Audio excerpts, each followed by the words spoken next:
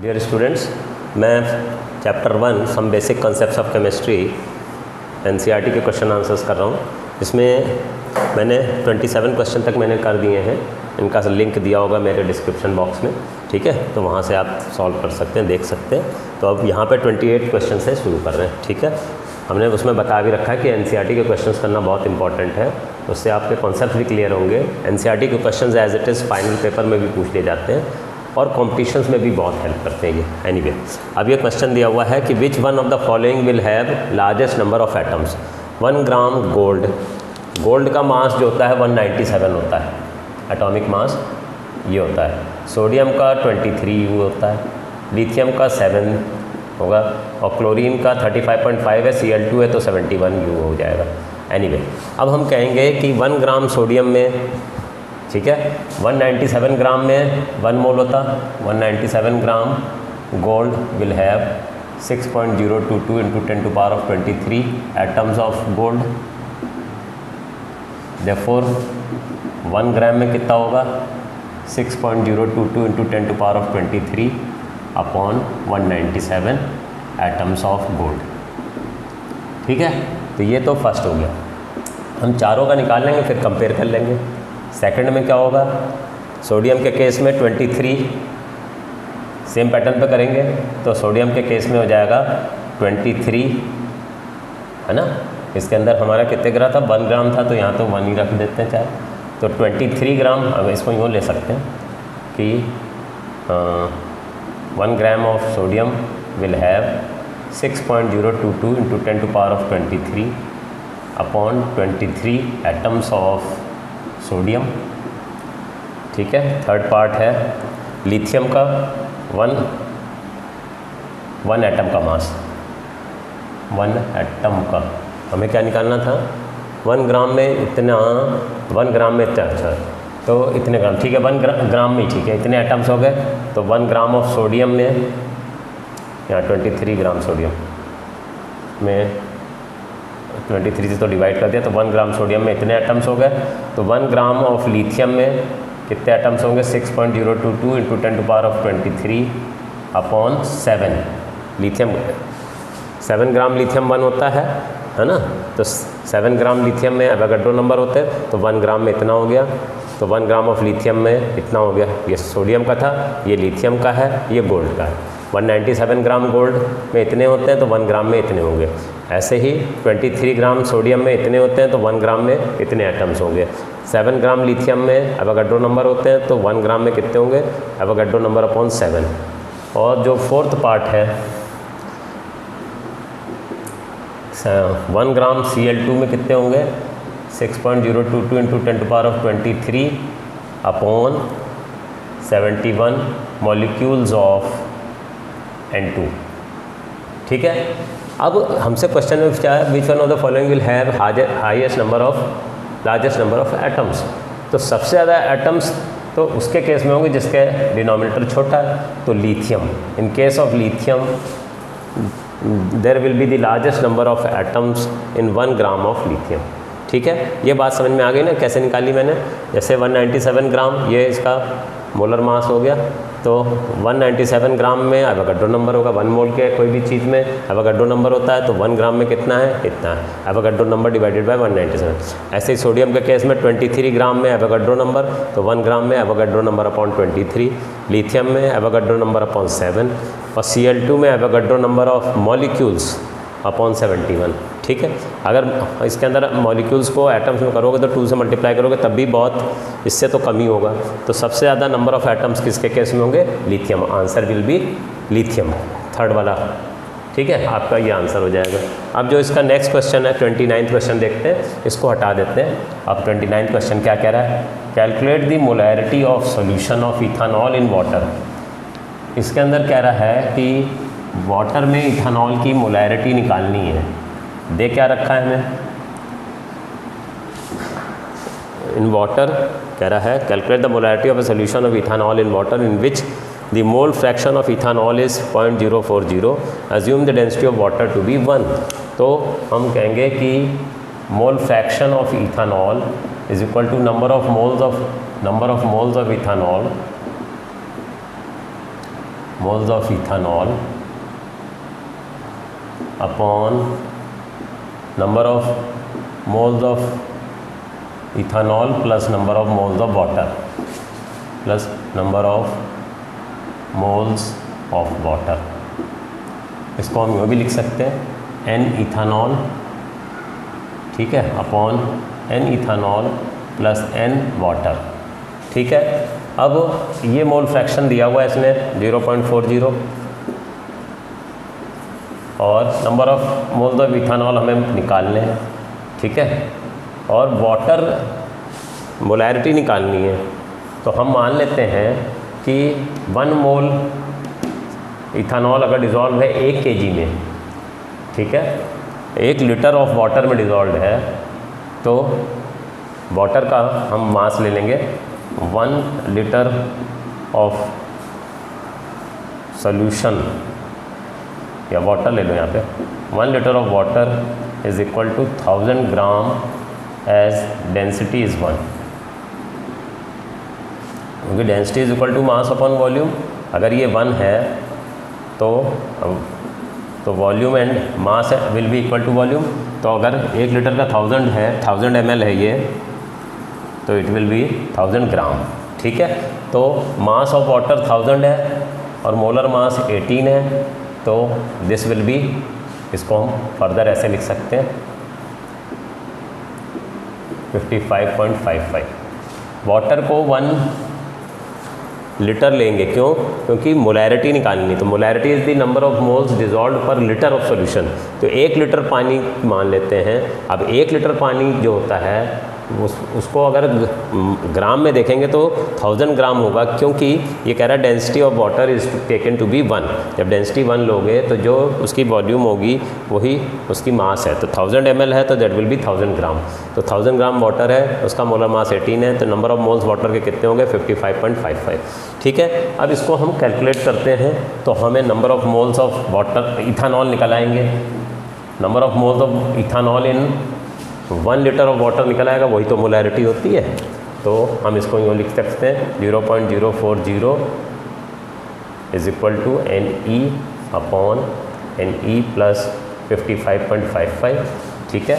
इसको फिर फर्दर हम यूँ भी लिख सकते हैं, क्रॉस मल्टीप्लाई कर दें, NE plus 55.55 into 0.040 is equal to NE, ठीक है। इसको इधर ले जाते हैं, इसको मल्टीप्लाई कर दें,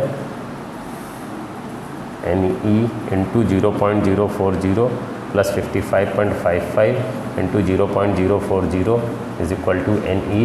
therefore NE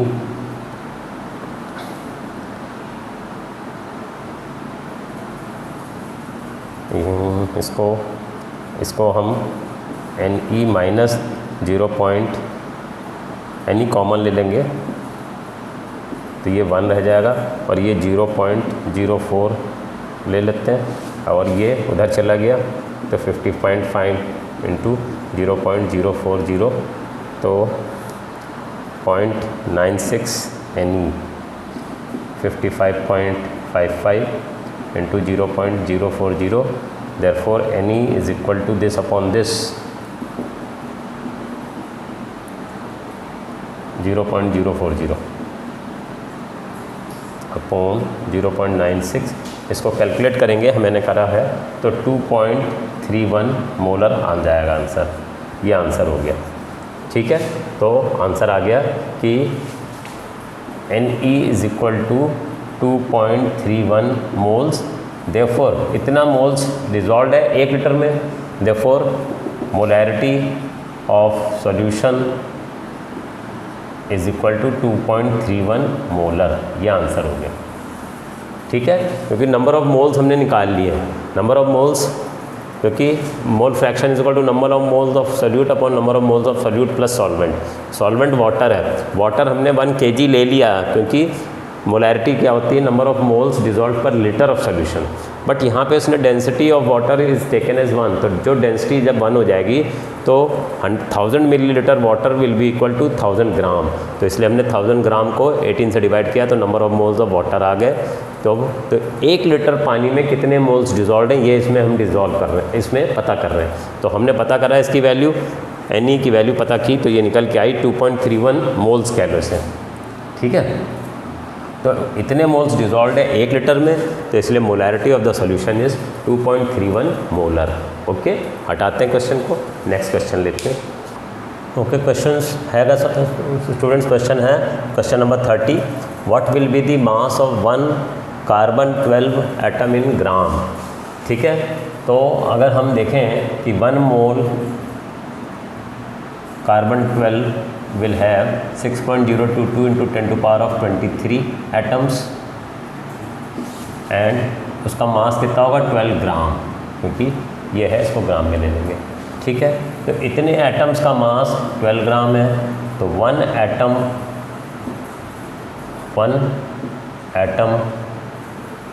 of carbon 12 will be 12 upon 6.022 into 10 to power of 23 gram. This will be equal to, मैंने कैलकुलेट कर रखा है 1.9927 into 10 to power minus 23 gram, ठीक है। हमने 1 मोल का निकाल लिया है, 1 मोल में एवोगाड्रो नंबर ऑफ एटम्स है, तो उनका मास कितना होगा 12 ग्राम। अगर यहाँ 14 होता तो 14 ग्राम होता, 12 है तो 12 ग्राम है, ठीक है। तो इतने एटम्स का मास 12 ग्राम है, तो 1 एटम का मास 12 अपॉन एवोगाड्रो नंबर होगा, इसको डिवाइड कर लेंगे तो इतना gram will be the mass of 1 atom of carbon 12, ठीक है। ये आंसर हो गया। अब ये वाले पार्ट को देखते हैं, how many significant figures should be present in the answer of the following calculations. Multiplication division में you will give your answer in as many significant figures as present in the least precise number. अब इसके अंदर कितने significant figure हैं, आप 4 हैं, इसके अंदर 5 हैं, इसके अंदर 3 हैं, इसमें 5 है, 4 हैं, तो ये सबसे कम प्रिसाइज है, तो answer will be in 3 significant figures. Answer जो आपका निकल के आएगा it should be in 3 significant figure, क्योंकि मल्टीप्लिकेशन डिवीज़न में हम आंसर उतने ही सिग्निफिकेंट फिगर्स में देंगे जितना कि लीस्ट प्रिसाइज नंबर में है। तो ये लीस्ट प्रिसाइज है कैलकुलेशन में, तो ये इसमें 3 सिग्निफिकेंट फिगर्स हैं, तो you will give your answer in 3 significant figures. अब इसके अंदर जो है ये जो है एग्जैक्ट नंबर है, काउंटिंग नंबर है ये, तो काउंटिंग नंबर में तो infinite number of significant figures होते हैं, तो इसको तो छोड़ ही दो, निगलेक्ट कर दो। तो इसमें कितने हैं, 4 हैं, तो your answer will be in 4 significant figures. Answer आपको 4 सिग्निफिकेंट में, ये तो इनफाइनाइट होता है, काउंटिंग नंबर एग्जैक्ट नंबर को छोड़ ही देंगे क्योंकि इनफाइनाइट सिग्निफिकेंट फिगर्स होंगे। इसमें 4 हैं तो इसमें कम है, तो you will give your answer in 4 significant figures. अब ये एडिशन वाला है, एडिशन वाले में you will give your answer in as many decimal points as present in this exact number. इसमें तो सभी में डेसिमल के बाद 4 पॉइंट्स तक दिया जा रहा है, तो इसमें 4 सिग्निफिकेंट फिगर्स आ जाएंगे, क्योंकि पहले तो 0 है, कुछ है ही नहीं, तो इनकी तो कोई सिग्निफिकेंस है नहीं, 0 फिर 4 non zeros do not have any significance, तो 4 सिग्निफिकेंट फिगर्स हैं, तो answer will be 4 significant figures, ठीक है। ये वाला 3 सिग्निफिकेंट में हो जाएगा, ये 4 में हो जाएगा, और ये इसका भी आंसर जो होगा 4 सिग्निफिकेंट फिगर्स में होगा। ओके बच्चों, तो ये मैंने आपको 31 क्वेश्चन तक करके दिखा दिया, इनको हटाते हैं फिर आगे के क्वेश्चंस करते हैं। हम लोग ने 31 क्वेश्चन तक कर लिया था, ये 32nd क्वेश्चन है। Use the data given in the following table to calculate the molar mass of naturally occurring argon isotope. Argon 36 जो है तो उसका आइसोटोपिक मास इतना है, अबंडेंस इतना पाया जाता है, इतने परसेंट। 38 वाला इतने परसेंट पाया, इतना उसका मास है और इतना परसेंट पाया जाता है। 40 वाला 39.9624 इसका मोलर मास है और इतना परसेंट पाया जाता है। तो फिर जब हमको एवरेज इनका वो निकालना होगा आइसोटोपिक मास, मोलर मास, तो हम इसमें फॉर्मूला निकाल लेंगे, average molar isotopic mass is equal to sigma FI/AI, मतलब कितना अबंडेंस है और कितना उसका एटॉमिक मास है। ये FI मतलब अबंडेंस है और ये कितना इनके आइसोटोपिक मासेस हैं। तो मल्टीप्लाई कर लेते हैं तीनों को। अबंडेंस ये है 0.337 into 35.96755 plus 0.063 into 37.96272 plus 99.600 into 39.9624। ठीक है, इनको जब आप मल्टीप्लाई करोगे, मैंने मल्टीप्लाई कर रखा है, तो निकल के आएगा 39.948 ग्राम पर मोल। ठीक है, ये इनका एवरेज मास निकालना होता है। कैसे निकालेंगे? अबंडेंस इनटू मोलर मास, सारों का जोड़ लेंगे। ठीक है, this into this, this into this, this into this, सबको जोड़ लेंगे and you will get the average molar mass. तो फॉर्मूला लगा दिया सिग्मा FI/AI। FI क्या है? फ्रीक्वेंसी है, मतलब जो कितना अबंडेंस है, और AI जो मोलर मासेस है। ठीक है, तो ये इस तरह से आंसर इसका निकल आया। ठीक है, अब जो 33rd क्वेश्चन है उसको देख लेते हैं। 33rd क्वेश्चन में क्या कह रहा है? Calculate the atoms in each of the following. कितने एटम्स हैं इनमें, ये पता करना है हमें। तो कैसे करेंगे? कह रहा है 52 moles of argon. First part है 52 मोल्स ऑफ आर्गन। हमें मालूम है 1 मोल ऑफ एनी सब्सटेंस, यहाँ भी आर्गन है, तो 1 mole of argon is equal to 6.022 into 10⁻23 atoms of argon. तो 52 मोल्स में कितना हो जाएगा? 52 moles of argon is equal to 6.022 into 10⁻23 into 52। ठीक है, इसको जब आप मल्टीप्लाई करोगे तो 3.131 इंटू 10⁻25 एटम्स ऑफ आर्गन आ जाएंगे। वो आप कैलकुलेट करने ना, मैंने कैलकुलेट कर रखा है तो इसलिए मैं बता रहा हूँ। ठीक है, तो ये आ जाएगा 3.131 इंटू 10⁻25 एटम्स ऑफ आर्गन। ये फर्स्ट पार्ट हो गया। सेकंड पार्ट में कह रहा है 52 U of helium. 52 U of helium, unified mass. Helium का मास 4 होता है, तो हम क्या कहेंगे? 4 U of helium is equal to 1 atom. एक एटम हीलियम का हाइड्रोजन से 4 गुना भारी है, तो 4 U लिखा जाता है। 4 U of helium is equal to 1 atom. Therefore 1 U is equal to 1/4 atom of helium. ठीक है, तो therefore 52 U of helium is equal to 1/4 into 52 is equal to 13 atoms of helium. ठीक है, 52 U ऑफ हीलियम में निकालना है। Helium का मास 4 U होता है, तो 4 U of helium is equal to 1 atom. तो 1 U कितना हो जाएगा? 1/4 atom. Therefore 52 U of helium will be 52/4 is equal to 13 atoms of helium. तो ये सेकंड पार्ट हो गया। अब थर्ड पार्ट और देख लेते हैं। 52 ग्राम ऑफ हीलियम कह रहा है, तो यहीं पे मिटा के कर देते हैं 52 ग्राम ऑफ हीलियम देखने के लिए। 52 gram of helium, third part 52 gram of helium. हम कहेंगे 4 gram of helium is equal to 1 mole is equal to 6.022 into 10⁻23 atoms of helium. ठीक है, तो 4 ग्राम में इतने हैं, तो 1 ग्राम ऑफ हीलियम में कितने हैं? 6.022 इंटू 10⁻23/4 एटम्स। तो 52 ग्राम ऑफ हीलियम में कितने हो जाएंगे? इसी को मल्टीप्लाई कर लेंगे। 6.022 इंटू 10⁻23 इंटू 52/4, ये 13 हो जाएगा। जब इसको इससे मल्टीप्लाई करेंगे तो ये निकल के आएगा 7.828 8286 भी आ रहा है इंटू 10⁻24 एटम्स ऑफ हीलियम। ये मल्टीप्लाई कर लेंगे आप। ठीक है, आपका निकल आएगा ये। ठीक है, कॉन्सेप्ट समझिए। 52 ग्राम हीलियम में निकालना था। 4 ग्राम हीलियम का जो एटॉमिक मास है 4 होता है, तो 4 ग्राम ऑफ हीलियम 1 मोल होगा, तो उसमें Avogadro number of atoms of helium होंगे। तो 1 ग्राम में कितना हो जाएगा? Avogadro number divided by 4। तो 52 ग्राम में कितना होगा? 52 divided by 4 into Avogadro number. तो इसको जब मल्टीप्लाई कर देंगे तो आपके आंसर निकल आएगा, इतने एटम्स ऑफ हीलियम हो जाएंगे। क्लियर है? तो ये क्वेश्चन भी हो गया हमारा, तो इसको भी हटा देते हैं, फिर नेक्स्ट क्वेश्चन करते हैं। ठीक है, इसको हटाते हैं। स्टार्ट। क्वेश्चन नंबर 34 है, a welding fuel gas contains carbon and hydrogen only burning a small amount of sample of it in oxygen gives इतने ग्राम ऑफ CO2, इतने gram of water and no other products. A volume of 10 liter measured at STP of this welding gas is found to weigh 11.6 gram. Calculate the empirical formula, molecular mass of the gas and molecular formula.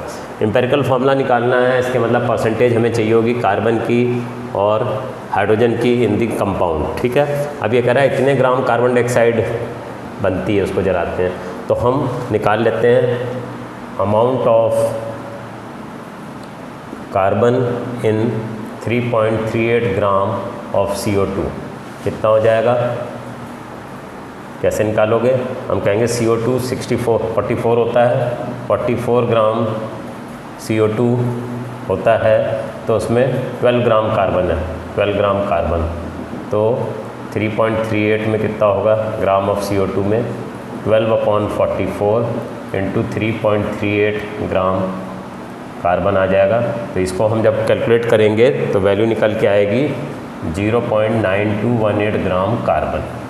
ठीक है, ऐसे ही amount of carbon के बाद अब amount of hydrogen, amount of hydrogen in 0.690 gram of water.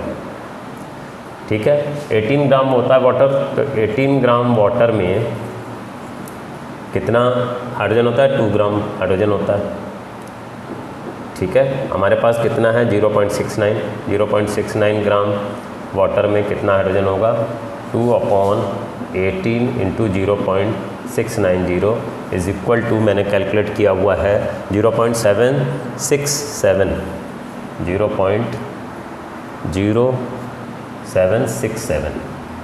Gram of hydrogen.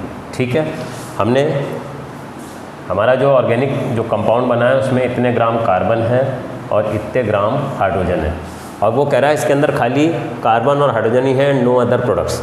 तो हमें compound का मास निकल के आ जाएगा. कंपाउंड का मास कितना हो जाएगा, यहाँ पे निकाल देते हैं.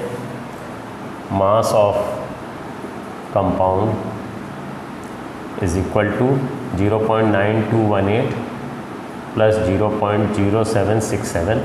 ठीक है, इसको कैलकुलेट कर लेते हैं और ये कैलकुलेट करने पे आ जाएगा 0.9985 ग्राम ऑफ कंपाउंड बनेगा.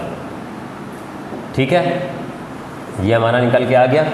अब हमें क्या करना है, क्योंकि एम्पिरिकल फार्मूला निकालना है, तो परसेंटेज, इतने ग्राम कंपाउंड में इतना कार्बन है तो परसेंटेज कार्बन की आ जाएगी, इतने ग्राम कंपाउंड में इतना हाइड्रोजन है तो परसेंटेज हाइड्रोजन की आ जाएगी.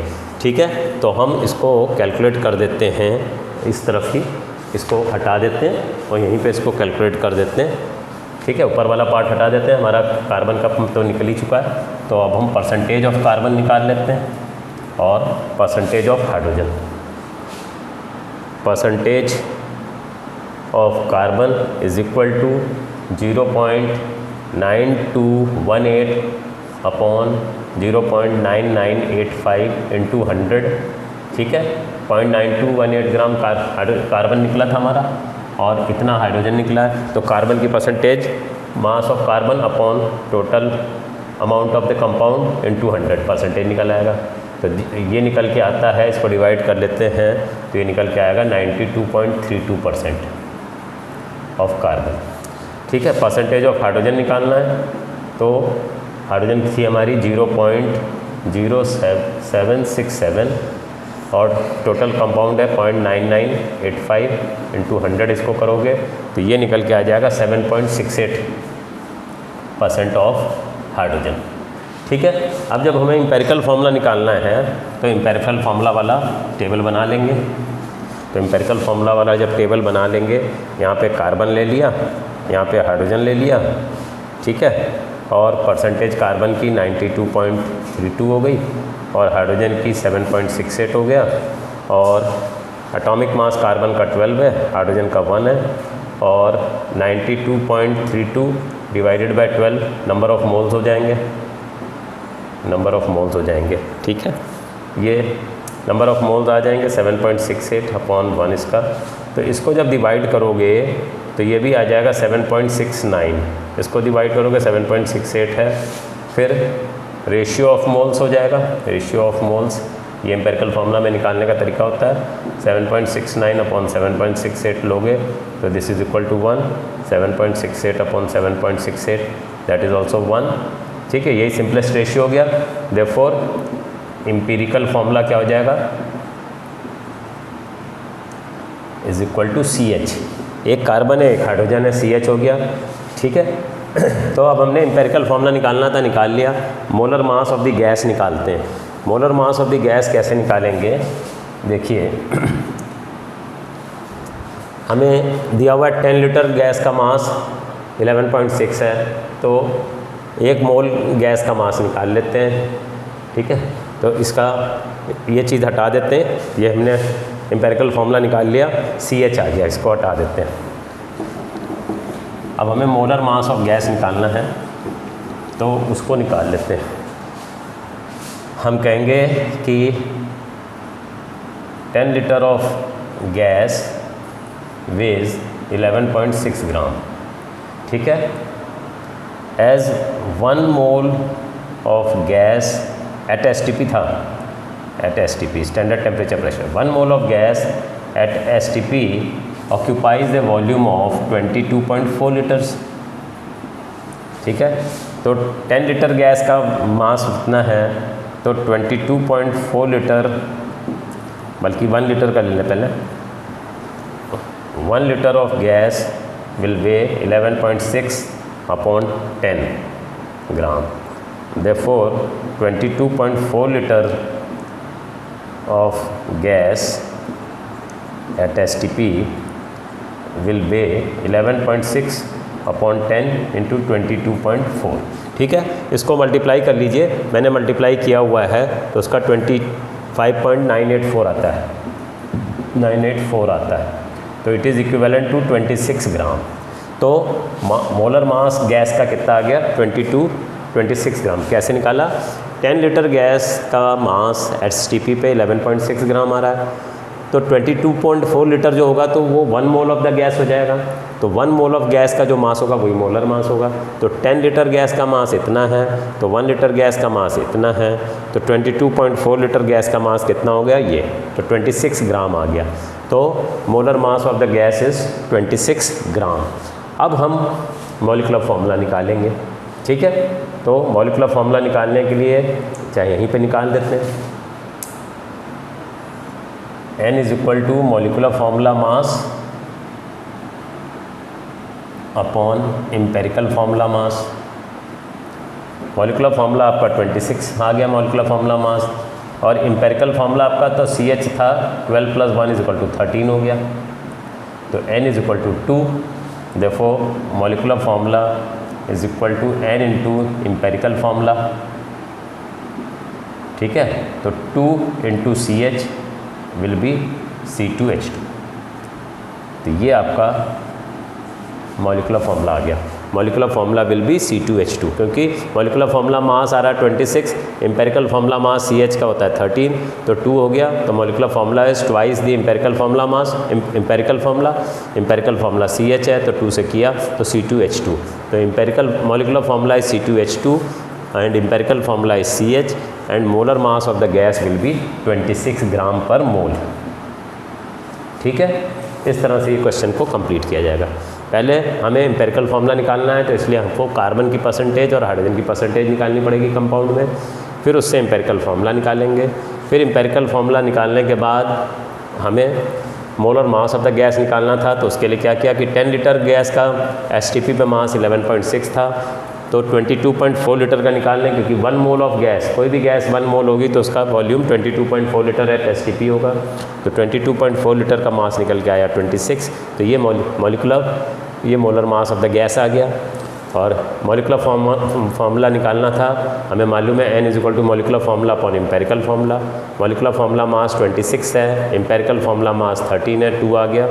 एम्पेरिकल फार्मूला से 2 से मल्टीप्लाई किया जाए तो you will get C2H2, that will be the molecular formula. Okay, इसको हटा देते हैं, फिर नेक्स्ट क्वेश्चन देखते हैं, उसको करते हैं। अब हम लोग क्वेश्चन करते हैं 35। Calcium carbonate reacts with aqueous HCl to give calcium chloride and carbon dioxide according to this reaction. Calcium carbonate HCl से रिएक्ट करके calcium chloride, carbon dioxide, water बनाता है।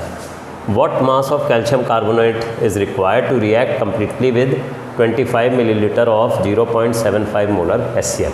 तो हम पहले इसमें HCl निकाल लें। Molarity is equal to WB upon MB into 1000 upon B। Molarity कितनी दी हुई है हमें 0.75 और मास ऑफ हमें HCl निकालना है, तो इसको WB रहने दो। मोलर मास HCl का 1 + 35.5 तो 36.5 हो गया इंटू 1000। वॉल्यूम HCl की कितनी दी हुई है 25 ml, तो मास ऑफ HCl निकल के आ जाएगा 0.75 इंटू 36.5 इंटू 25 अपॉन 1000। तो इसको हम कैलकुलेट कर लेते हैं, ये निकल के आएगा हमारा 0.6844 ग्राम ऑफ HCl। ठीक है 25 मिलीलीटर 0.75 मोलर HCl है, तो उसके अंदर 0.6844 ग्राम ऑफ HCl है। अब हमें ये देखना है इतने ग्राम HCl से कितना कैल्शियम कार्बोनेट रिएक्ट करेगा। हम कहेंगे कि 2 × 36.5 ग्राम HCl से कैल्शियम कार्बोनेट कितना 40, ये 40 + 12 + 16 3 = 48, 100 ग्राम हो गया। इतने ग्राम से 100 ग्राम रिएक्ट करता है, तो इतने ग्राम से कितना करेगा। हम कहेंगे हमें क्या निकालना है calcium carbonate, what mass of calcium. तो कैल्शियम कार्बोनेट को राइट में रखेंगे, हम कहेंगे 2 × 36.5 ग्राम HCl reacts with 100 gram calcium carbonate, therefore 0.6844 gram HCl will react with 100 upon this 2.36.5 into 0.6844, that is equal to, calculate कर लेते हैं, that will be 0.938 gram of HCl। ठीक है, क्वेश्चन समझ में आ गया। पहले हमने इसमें निकाल लिया 25 मिलीलीटर 0.75 मोलर HCl में कितना HCl एक्चुअल है, इतना HCl है। फिर हमने इस रिएक्शन से देखा कि इतना HCl 100 ग्राम कैल्शियम कार्बोनेट से रिएक्ट कर रहा है। ठीक है 2 × 36.5 ग्राम HCl reacts with 100 gram calcium carbonate, तो 0.6844 ग्राम HCl कितने से रिएक्ट करेगा, कैलकुलेट करेंगे तो ये निकल के आता है 0.938 ग्राम of HCl of calcium carbonate, sorry इतने ग्राम कैल्शियम कार्बोनेट से रिएक्ट करेगा। ठीक है, ठीक है, ओके। ये 73 ग्राम 100 से कर रहा है, तो इतने ग्राम कितने से करेगा 0.938 gram of calcium carbonate. Okay, इसको हटा देता हूँ और फिर आखिरी। ओके स्टूडेंट्स, क्वेश्चन दिया हुआ है chlorine is prepared in the lab by treating MnO2 with aqueous HCl according to this reaction. 4 HCl plus MnO2 will gives water, MnCl2 and chlorine. How many grams of HCl react with 5 gram of MnO2? तो इस reaction से देख लेते हैं। 4 HCl है हमारे पास plus MnO2 है। ठीक है, अब हमें ये देखना है कि 5 ग्राम MnO2 से कितना HCl रिएक्ट करेगा। How many grams of HCl react with 5 gram MnO2। MnO2 का मास निकालते हैं, Mn का 55 होता है, ऑक्सीजन का 16 × 2 = 32 हो गया, तो this will be equal to 87 gram. ठीक है, और ये 4 × 36.5 ले लें। ठीक है, इसको जब मल्टीप्लाई करोगे तो ये आ जाएगा आपका 146 ग्राम। तो हमें क्या निकालना है HCl, तो HCl को राइट रख लो, MnO2 को लेफ्ट में रख लो। 87 ग्राम MnO2 reacts with 146 gram of HCl। ठीक है, 87 ग्राम MnO2 रिएक्ट्स विद 4 HCl का मोलर मास 36.5 है, तो 146 ग्राम ऑफ HCl। तो 1 ग्राम MnO2 कितने से रिएक्ट करेगा 146/87 ग्राम ऑफ HCl। ठीक है, अब हमें कितना चाहिए MnO2 का 5 ग्राम MnO2, तो 5 ग्राम MnO2 कितने से रिएक्ट करेगा 146/87 × 5। इसको डिवाइड कर लेंगे तो ये निकल के आएगा 8.40 ग्राम ऑफ HCl। ठीक है, 87 ग्राम MnO2 146 ग्राम से रिएक्ट करता है, तो 5 ग्राम कितना करेगा 146/87 × 5, this will be equal to 8.40 gram of HCl। ठीक है, इस तरह से इस क्वेश्चन को सॉल्व किया जाएगा according to this reaction. Okay students, तो यहीं तक हमने कर लिया, सारे क्वेश्चंस कर दिए एनसीईआरटी के मेरी सारी वीडियोस के अंदर। इसके अंदर लिंक्स भी दिए होंगे पहले वाली वीडियोस में जिसमें पहले के क्वेश्चंस हैं। तो एनसीईआरटी के फर्स्ट चैप्टर के 11th के सारे क्वेश्चंस हमने इसमें कर दिए। ठीक है, आपको इसके कमेंट बॉक्स में एक आंसर देना है कि what is the volume that will be occupied by 1 mole of any gas at STP. कोई भी गैस एसटीपी पे है तो स्टैंडर्ड टेम्परेचर प्रेशर पे है तो कितनी वॉल्यूम ऑक्यूपाई करेगी। ठीक है, स्टैंडर्ड टेम्परेचर प्रेशर के ऊपर 1 mole of any gas will occupy what volume. ठीक है, तो यहीं तक रखते हैं। इस वीडियो को लाइक भी कीजिए और अपने फ्रेंड्स वगैरह के साथ भी शेयर किए ताकि उनको भी एनसीईआरटी के क्वेश्चंस सिंपल मैनर में समझने में आसानी हो और आगे कॉम्पिटिशन्स में और फाइनल एग्ज़ाम्स में अच्छे नंबर ला सकें। Okay, thank you students.